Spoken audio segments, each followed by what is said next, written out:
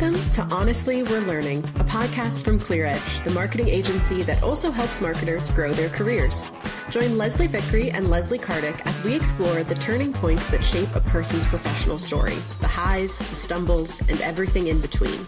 We'll bring you candid conversations with leaders and rising talent, plus our own take on what's changing in marketing and recruiting today. Because behind every success story is a few lessons learned the hard way. And honestly, we're all still learning.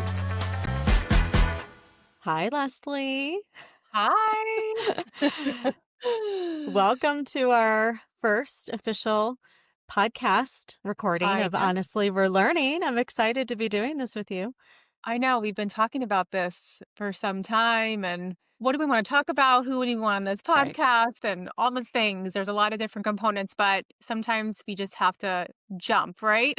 Right, exactly. Which will lead into when we have our first guest a little bit about what they talk about as well. But before we get into that, it's a new year. I'm curious about something with you. Oh boy. Tell me. I'm stressing out about something, so I want to know how you're feeling about this. And it's New Year's resolutions or words. I keep reading all of these posts on LinkedIn or talking to friends and family and vision boards and all of the creativity and being in marketing. I feel like these are things I should innately be doing, but they kind of stress me out. So I want to know about your process. What do you do, if anything? My process. Or are you joining me in the stressed out zone? Make sure you have a pen in your hand. I have no process. There is no process. No, I struggle with this. I believe in it. I believe in like flipping the page, starting a new chapter. There's something magical about the start of anything new. So I love that. But I also feel like the magic is like inside of you, and it's not this magic number like January 1. So there's a lot of things that I'd love to achieve this year, and part of it will probably come to fruition. I know we've talked about this through accountability. Yes. Accountability and having partners. I know for me, it's important to have those people that you trust and will push you and yell at you sometimes, and just hold yourself accountable. So not a process necessarily, but I am all for new beginnings, that's for sure, and hope. So that doesn't answer your question, but do you have one? Do you have a process or a word or a color or? I don't. And I keep thinking about it. And I read somewhere where someone was talking about we put all of this pressure for it to be at the beginning of the year, but it doesn't have to be at the beginning of the year. So just to kind of take that pressure off of yourself. But I did do something where I created more of a not doing list for myself and wanted to really take the time, because we do take the time to plan, obviously, for the company and different things that we're going to do. And I know you and I talk about this a lot when it comes to how we want to help ourselves. And for me, focusing on non-negotiables, and that's where you and I can hold each other accountable. And we talk about this a lot, but we're going to put it out into the atmosphere here, and we'll report back to everyone how we're doing. But definitely, I think for you and I both, we talk about just health, being healthy, taking time for ourselves, and if it's working out, properly fueling our bodies, getting enough sleep, whatever that is. We talk about it all the time. I'm going to challenge you, Lesly, and myself that we can do better this year in 2026. So how about that? That's not a resolution. It's not a word, but it's a promise, or I guess for me, kind of a non-negotiable. And you're one of my best accountability partners. So thank you. And hold me accountable to that. And I'll do the same for you. I will. No, I love that. Health is number one. Health is wealth, as they say. So yeah, exactly. The most important thing. So yeah. So you can drop your pens if you're listening, because that's it. Health as well. Having an accountability partner, not to-do list. So don't stress out about what you have to do. Focus more on what not to do, and then what you need to do will come naturally. And focusing on the things that, matter most to you and are non-negotiables. Those are things you should not give up for anything else. So there we go. That's our first set of banter here before we kick off our first guest. Yeah, I'm so excited.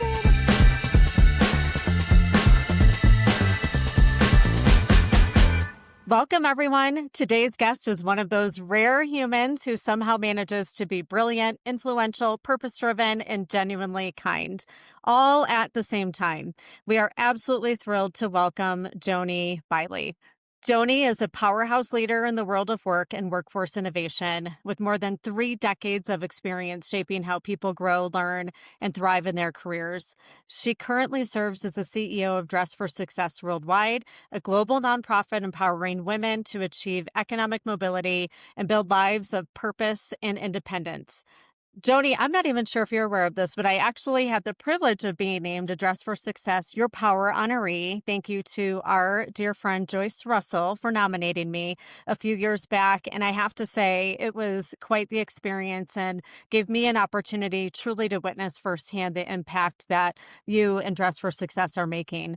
The connection between Dress for Success and staffing is so strong and something that I don't think people really realize, which I know we'll cover here today. But before that, Joanie was busy transforming some of the biggest names in staffing and talent, including Monster, Randstad, Adecco, and EmployBridge. Joanie led major initiatives in brand communications, leadership, innovation, and so much more. She's also the creative force behind programs like the Better Work-Life Academy and Life Skills Studio, helping people build real skills for real careers. Joanie's been recognized globally as one of the most influential women in staffing, served as the chair of the American Staffing Association board, and is a trusted voice on workplace trends across major media like Fox Business Network's Mornings with Maria, ABC, CNBC, CNN, Fox News, and MSNBC. Oh my goodness, Joanie. And as if that's not enough, she's also an author of 3 books coming up, but her own book, Dive In Deep, and a contributing author with myself, actually, to Rising with Courage and Together We Rise. Joanie is a runner, a devoted family person, and to us, a dear friend and a constant source of inspiration. Joanie, welcome. Oh, thank you, Leslie, and thanks for that amazing introduction. It's always hard sometimes to listen to. I'm like, want to duck down, but No way. Duck way forward and in. oh, it's great to be with you and Leslie today. I'm so excited about this new podcast that you're hosting. Thanks, Joanie. After that intro, I probably want to say the pressure is on, right? It's it's definitely on. But seriously, I know I've had the chance to work alongside you for a long time. I know there's so much more to you than what fits in that really impressive bio. So Yeah. first, I'd love to dig into Dress for Success and your new role as CEO for a minute, because as Leslie mentioned, the mission of your organization is so aligned with that of the staffing and recruiting industry. So, for those that don't know, what is Dress for Success and what is its mission? Yeah, no, thanks for asking. Dress for Success, has been around for almost 30 years and Wow. really has an incredible story. It was started in New York City by a woman named Nancy Loveland, who her grandmother had left her like $5,000. And she decided to create a Dress for Success with a church, started in a church basement. And it really was founded on providing women access to professional clothing and attire to help them with maybe it's their first job interview or the first job or getting reemployed, getting back into the workforce. And so over 30 years, it has now evolved to so much more. We have 130 locations in over 15 countries around the world. And our mission really is to support women with not only the clothing, but really the career readiness, the coaching, access to skills and learning opportunities, really truly helping them build that confidence that we know is already inside of them, but trying to spark that for them. It's exciting because we're thinking about really the next iteration of Dress for Success. Where do we take this in the future? So many people think we're still about just all the clothing, but there's so much more. And we're really helping women thrive in work and life. And that is our mission. I love that so much, Joni. And it makes a lot of sense. I love the thread that shows up again and again for you in your career when it comes to helping people and careers in their journey. And I really appreciate you sharing the background of Dress for Success. I feel like every time I hear something about it, I learn something new. And you're right, it is about helping women be confident and also find that career for them. And I learned so much in the work that I did with them. And I really encourage people to do some research, look in their local markets, look nationally, see how they can give and contribute to the organization because it's helping a lot of women in need get back on their feet, do really wonderful things with their lives and their careers and support their families. And I remember reading some statistics about the single moms and women coming from abusive situations and just Yeah. interesting backgrounds of the people who are part of the program. So it's a true opportunity. And I don't know, I'm kind of biased, Joni, but I think you are the perfect, I know you Great. are the perfect CEO to take them into that next chapter. So building on what you said, I'd love to dig into our second book that we co-authored, Rising with Courage, because beyond your incredibly impressive career, and it was so fun to read a little bit about you and your background and your bio. In your chapter, you're really transparent about your journey with self-doubt and the Mhm. story of when your daughter actually had approached you and her questioning if she was even good enough to be part of the engineering program in college. So tell us a little bit about your journey to building self-belief and how that really has helped shape your children too. Yeah, thanks for asking that question, Leslie. First of all, I have to say I'm so excited about our next book, Rising with Courage. And my chapter is really focused on overcoming that self-doubt and having the courage to truly believe in yourself. And the reason why I picked that topic is, I think some people might look at me or might even read my bio and they're like, wow, you've got it together. And I've had people say that to me, you look like you've got it all together. And the truth is, if I look back at it or even my life, sometimes I feel like I'm holding it together with duct tape and rubber bands. It's not that together. We all have challenges. We all deal with hardship. And through those things, sometimes we really doubt ourselves. And there's been many times throughout my career where I thought, wow, gosh, can I do this? Am I cut out for this next job or this opportunity? And should I have this seat at the table? Sometimes we have to kind of self check ourselves. And you talk about that, Leslie, in our last book, Together We Rise, kind of having that like evil DJ in your head sometimes that gets in the way. Self doubt is really kind of the same thing. And our voices, our internal voices, are so powerful. So I think over time, I've really tried to learn that I need to focus on giving myself a pat on the back, right, for all I have accomplished. And I encourage other people to do that as well. But really finding ways to create that belief in my own self that yes, I absolutely deserve to have this seat at the table and do deserve to be in this job. And yes, I'm bringing a lot of value to the situation. And yes, my voice matters.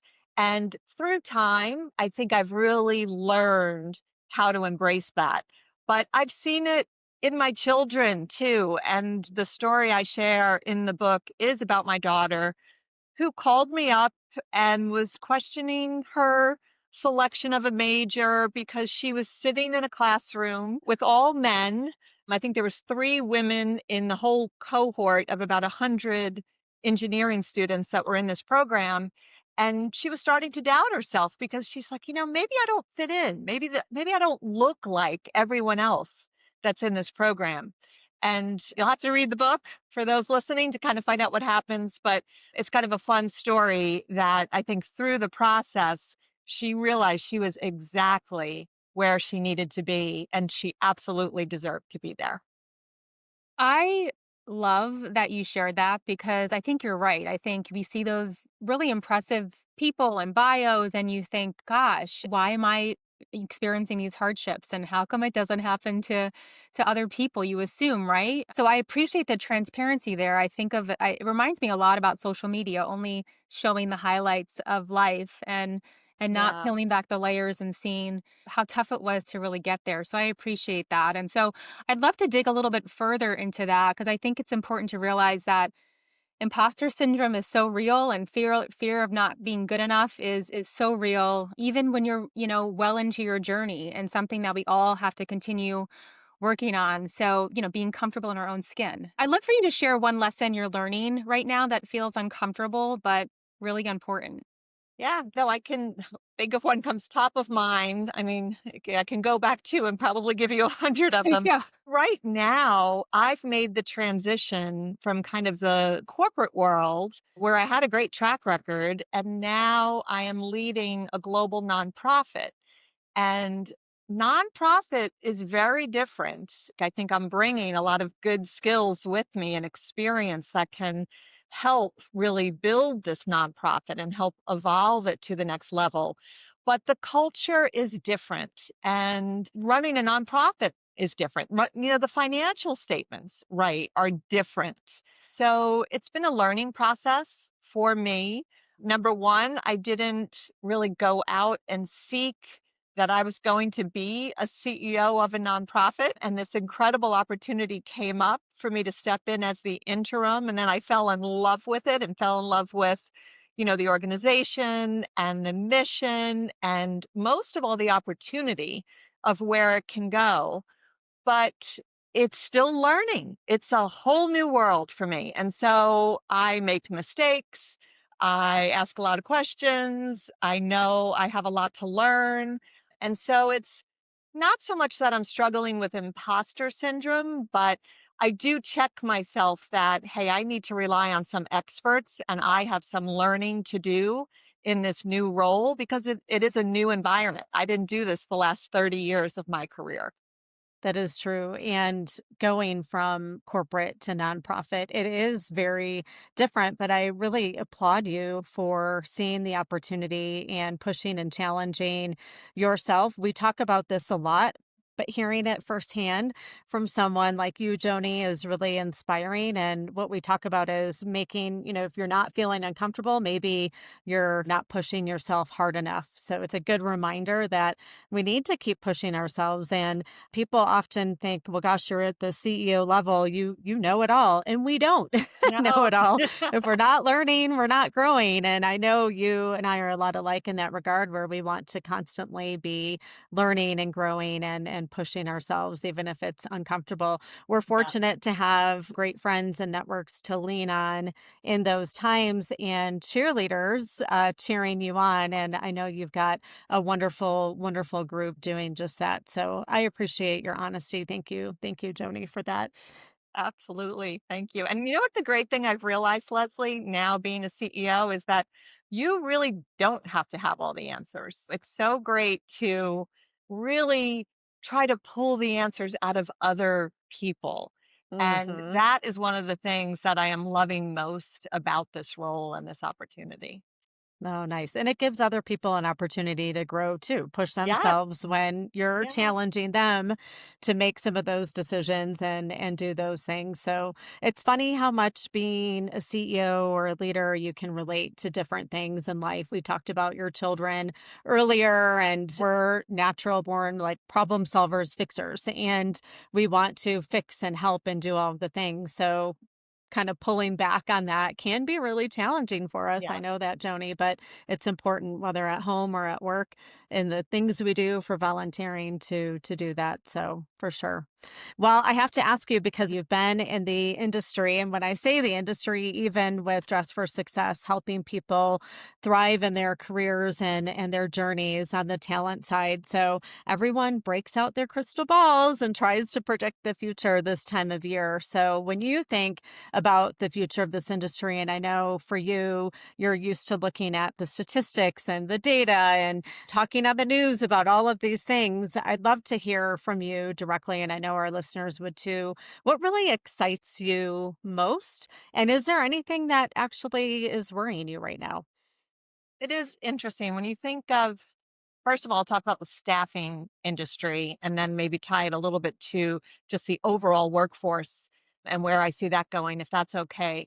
But from a staffing perspective, we know it has been a really challenging few years, right? The last 3 years, we've seen some substantial declines in temporary staffing, contract staffing, permanent placement. Certain sectors have done, a little bit better than others, but it's been a challenge. And I think at the beginning of 25 and even at the beginning of 24, as an industry, we were all optimistic that, oh, things are going to get better this year. Things are going to get better this year. And we never really saw that uptick, right, in the penetration rate of temporary staffing. Now we look at 2026 and get out that crystal ball again. And I will say, I think there is a bit of more optimism in certain sectors. Hearing a lot, certainly in the IT sector. Healthcare, again, continues to be really strong. There's opportunities even in like hospitality. Seems like that sector is going to continue to do well. What worries me is probably the light industrial or clerical sectors for the industry. And that's really where I started. That's where my roots are. My first true job out of college that got me into the recruiting and staffing industry started in clerical staffing. What we see today is that many of those jobs either have already gone away or those positions are really at risk. And so I think there's some concern that we'll never see those jobs really come back. I think many of them have gone away. But overall, I am extremely optimistic about workforce growth and opportunity. I think there will be new jobs. There's going to be some new, like multi-billion dollar companies that will exist that probably are just getting started today. What we're seeing is just rapid innovation and transformation of business that's going to lead to new opportunities. So overall, I'm very optimistic about job growth, but it's going to be in sectors that will require very specific skills, education, training. The trades are going to do really well. Those jobs cannot be replaced by AI. So I do see a lot of opportunity on the horizon, certainly in the US, but the jobs are going to look very different than they looked in the past. I would echo that for sure. I think from our standpoint, we're hearing and seeing the same thing. Lots of good opportunity. It's just going to look very different. And I think our industry has adapted to so much change over the years that I think we're ready to embrace that. So we're going to put that out in the world. Lots of good energy out there to say this is going to be a good year. I like that. So let's transition a little bit on the personal side in terms of what influences you most and how you lead. And so I'd be curious, when do you feel most like yourself? Oh, that's a great question. When do I feel most like myself? It's definitely when I'm with my family, right? So on the personal side, I am fortunate. Both my parents are in good health in their 70s and actually just decided to permanently relocate to Florida. So they're close to me. They sold their home in New York Oh, that's so awesome. on Long Island. So it's kind of funny because now I go to New York like every other week and then they're here always in Florida. But, being with family, I'm the oldest of four girls. Actually, looking forward to a sister trip coming up at the end of this month where we're all getting Mm, together with my mom and then being with my kids, right? There's nothing like family that grounds you, right? And they know you better than anybody else. And then I'm fortunate to have a large extended family and some really great friends. That's what it's all about to me. And that always comes yeah. first when I think about goal setting, right? Faith is very important to me, family and friends, like those are the things that are at the top of the list. I love that. So Mm. my natural next question would be, what's the plan to get your sisters down here I with you? know. Oh, I would love that. If you're listening, Joni's sisters. Yeah, I just want the whole Yeah. gang to come. I keep trying to recruit them. I think they would love it, but of course they all have careers they're committed to, so we Yeah. might have to wait till they're retired at some point. Yeah. Yeah. I'd love to just dig in for 1 second because I know one of the books that you're authoring is Dive in Deep. And Mhm. so going back to that whole imposter syndrome and just, feeling like you belong in the room, in that seat. If someone in our audience is leading through uncertainty right now, which there's a lot of uncertainty for folks right now, what lessons from your book do you think would be most valuable, or what lesson? Well, some people probably don't know the meaning of even the title of the book, which speaks exactly to what you're asking me. And the reason I chose Dive In Deep is really a metaphor, right? From a story that I relate to when I was a very little girl. I remember I wanted to like swim in the deep end of the pool. And I remember standing at the edge of the diving board, and I was so fearful of diving into the deep end of the pool, which is funny. Like other kids probably didn't have that fear whatsoever, but I was really scared. And anyway, when I finally got up enough courage to actually just dive in, I ended up having like one of the best days of my summer that year. Like it was with all my cousins, played in the pool. I noticed that, okay, sometimes you have to take risks. Sometimes you need to embrace fear and dive in anyway. And so I use that as a metaphor because I can relate that experience to so many things in life. Whether it's trying to tackle a new project, maybe it's a new role, maybe it's a goal of someone that wants to run a marathon, and it can be a little overwhelming at first or fearful. Can I really do this? So I named the book Dive In Deep really because I'm encouraging people to embrace your fears, but don't let it hold you back from living the life that you desire and that you absolutely deserve to live. And so the book is really written in a series of the deep process of how do you design that life that you want to live? And then how do you get enough experience? And how do you execute? And then we all need to persevere because we come against, hardships and challenges and obstacles and just life, right? Like just life getting in the way. And we have to persevere through those things. So I would just encourage anyone, if you're at a time where there's something you really are passionate about or you want to pursue, but you even have some challenges or obstacles in the way, to still embrace it, own it, find solutions. And I encourage them to dive into that next chapter for themselves because they don't want to have any regrets down the road. I love that message. Thank you for sharing. And Joanie, your point about diving deep into the deep end makes me think about not letting fear get in the way of the outcome. One of the things I love is I remember you telling me a story about Chase really embracing your planning and your process and putting a sticky on the bathroom mirror and all of the things. And my son's 9, but I also deeply relate to the dive in deep with him because he tends to lead more with that fear-based thinking.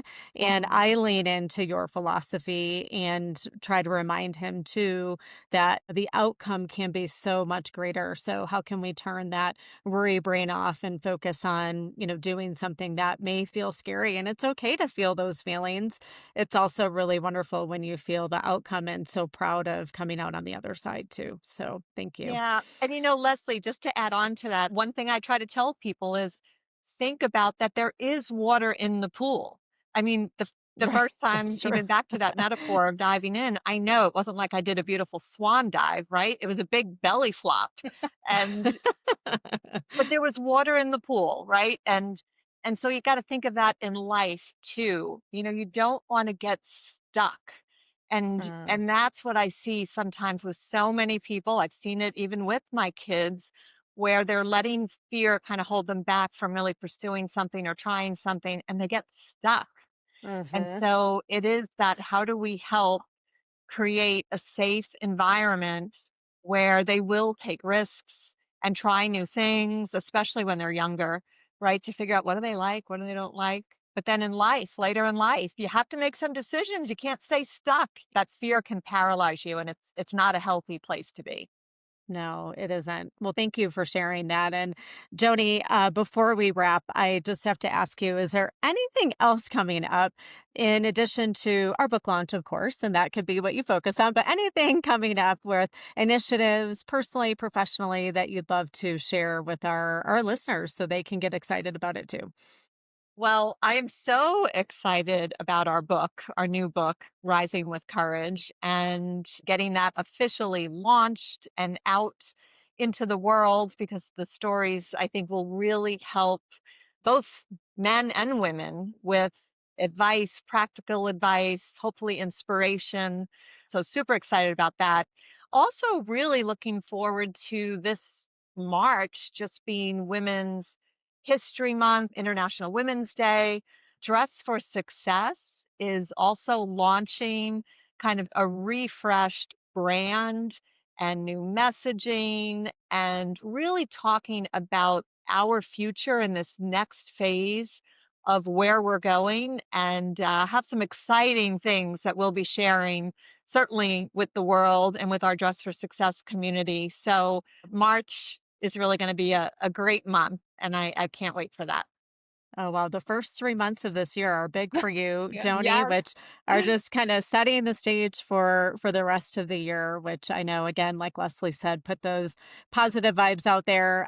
Joanie, I've admired you for so many years, and I remember the first time we formally and officially met like it was yesterday. And I love the fact that Leslie worked with you as well. And, now publishing books together, you just Yes. never know where friendships and relationships can go. And I always tell that to people, when they're thinking about building a network and finding their people. Our industry is full of some of the best. So, speaking of that, where can people connect with you or follow along with your work? What's the best way to do that? Oh, there's a couple ways, but certainly LinkedIn is great. Connect with me on LinkedIn. I do try to stay pretty active there.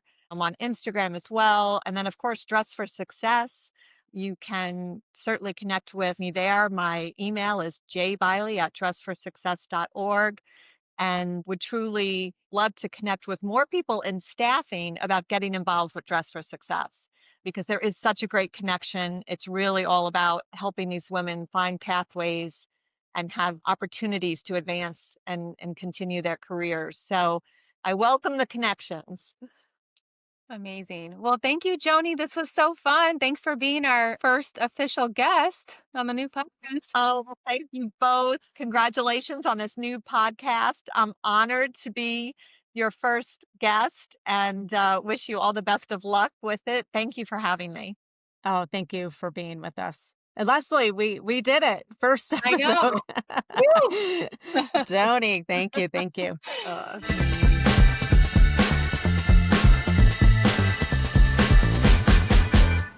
How amazing was that? That was incredible. I love Joanie. She's the best. I know. We could have hung out here for hours, but we do have other jobs to do. I know. But before we wrap, what we want to cover on these Mm. podcasts is, which we hear a lot of from us, is our take five. It's the parts of the conversations that we'll be taking with us long after the mics turn off and we go on about our days, and we hope you do too. So let's kick that off, Leslie. What was your kind of, not necessarily in order, but let's go through our top five. What would be one of yours? Okay, for sure with Joanie, imposter syndrome. I always find it fascinating when you meet someone and talk to someone. And I mentioned it on the podcast where I've admired Joanie for a really long time before even getting to know her. And then once I got to know her and she opened up and would talk about her imposter syndrome, I was shocked. One, she always seems so put together. She's on the news all the time. She's known as like the thought leader of the staffing industry and reporting on jobs and all of the things. And when you look at her, see her, how she carries herself, frequent speaker at conferences, chair of the board of ASA, all of the accolades, you would never, ever think for a second that she struggles with imposter syndrome. So for me, it's really enlightening and inspiring, actually, to hear someone like Joanie say, "No, I struggle with that too." So that stands out for me as not to make assumptions about people based on what you see or what you hear. And just, I'm grateful for Joanie being so transparent and sharing that because it helps other people, myself included, realize that you're not alone. I love that for so many reasons because I mentor someone and they came to me recently with the same feeling. And when I had shared, oh my gosh, I had that feeling last week, it was shocking to them. I'm like, what? I guess because it's like in their mind, I'm supposed to have everything figured out and have this confidence 100% of the time, which kind of goes hand in hand with my next one of my top takes is really checking yourself. Like you're in the room for a reason. You were invited to this for a reason. You were nominated for this for a reason. So really hold your space and own it. And it's not easy to do. It's constantly that inner, you call it the inner DJ, that person that you're constantly, it's like the loudest voice ever. Right. That Exactly. is the hardest to mute. But just knowing that your seat belongs there and if there's not a seat, create one, pull one up. Right. You deserve to be there just like anyone else. So, check yourself, look in the mirror, put your shoulders back. I remind myself all the time. You probably Oh saw it. my gosh, the posture. I know, same. I started slouching and I was like, no, no, the way you hold your Amy Cuddy, right? Her podcast, Yeah. Fake It Until You Become It. And part of her biggest thing is your posture. And Leslie, to your point, I talked about this a lot. We don't always look in the mirror and see in ourselves what other people see in us. And that's where, self-doubt can creep in. So Yeah, totally. The other thing Joni mentioned that I loved when she was talking about her Dive in Deep book was yeah. when you're about to jump into something or you want to jump into something really scary and you have this fear, is just to remember that there's water on the other side of it. And I love Mm, that for so many reasons because there's a saying, I'm probably going to butcher it, but every hard time that you've encountered or gotten through, remember that you've always come out on the other side of it. mm, It's just a powerful reminder that we'll get through it and it's tough and the water may be choppy and wavy, but there's something so beautiful about going through those times and just to remember that you'll get through it. So I just again, it struck me when she said that because it's super scary when you're standing on the edge of that dive board and you're just not sure what will happen or how this will pan out, but it always works out in the end, right. whichever way it goes. So, Right. Yeah. Not to let the fear get in the way of what's on that other side, because to your point, you end up on that other side. And to get there, enjoy that ride and journey as much as possible. So I love that one. All right. We've made it through three takeaways. yeah. I'll jump in here with a fourth. And Joni is super optimistic. And, I always say about myself too, like the glass is always Yep. overflowing more than it is even half full. It's just how I prefer to look at things. But in a time when we all are looking for hope and hope feels so far away. There's a saying that I like to say that my good friend Sandy Castrol, from the co-founder of IC Star, says is the hope needs you and you need the hope, and to hold on to that hope. But when Joni talked about ways to still find and look for optimism when hope still feels so far away, I think is critically important for us coming into this year. We've had a rough few years, especially in the staffing industry, and we have to be optimistic. We have to have that hope. Otherwise it could, continue to go in a really bad way. So I appreciate her optimism and sharing that perspective. Yeah, I loved that too. And I know that's something, her sentiments and being very positive and looking for those, breaks in the clouds. You carry that same positivity. So that must be an element of being a leader and something that, strong leaders have in themselves because I'm sure sometimes it's hard to find those breaks, but you have to keep looking for them. Yeah, you do. We were talking about it earlier, just every day something different is happening personally or in our world, and how to still remain optimistic at work. And people, when I say the hope needs us and we need the hope, for ClearEdge, I am the hope, and our team needs me to be optimistic and hopeful, also transparent and honest at different times. And it is tricky, but today, we've got to look for that and still find ways to remain optimistic. So, well, speaking of that, I'll just say number 5. How about, do you mind if I round out with a number Yeah, 5 for good. us? Okay, very good. Well, Joanie, I loved listening to her story about becoming a CEO and that she realized really for the first time in becoming a CEO that it's okay not to have all of the answers. And it's an interesting perspective being a CEO, just to know that we don't have to have all of the answers and it's okay to ask for help.